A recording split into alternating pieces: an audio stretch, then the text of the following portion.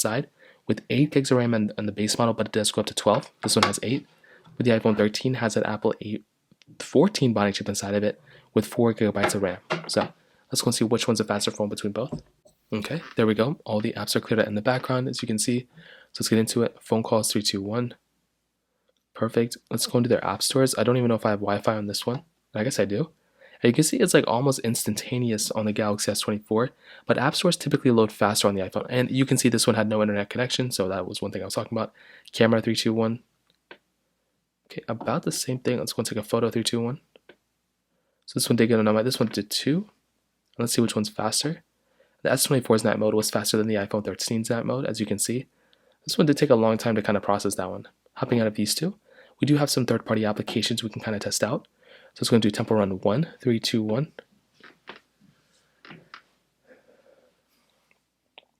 And you can see with the S24, they were on different panels, and we do have this annoying thing that kind of came up here, so there's not really much I can really do about it. We can get into the actual game 3, 2, 1 and see kind of which one is the faster one from that perspective.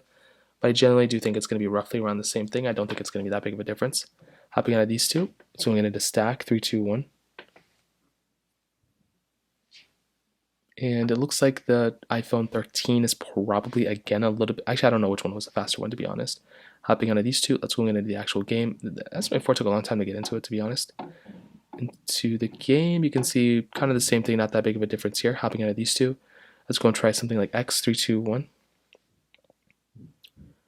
So I was getting like 2 different panels. I already knew I was going to. Temple Run 2, 3, 2, 1.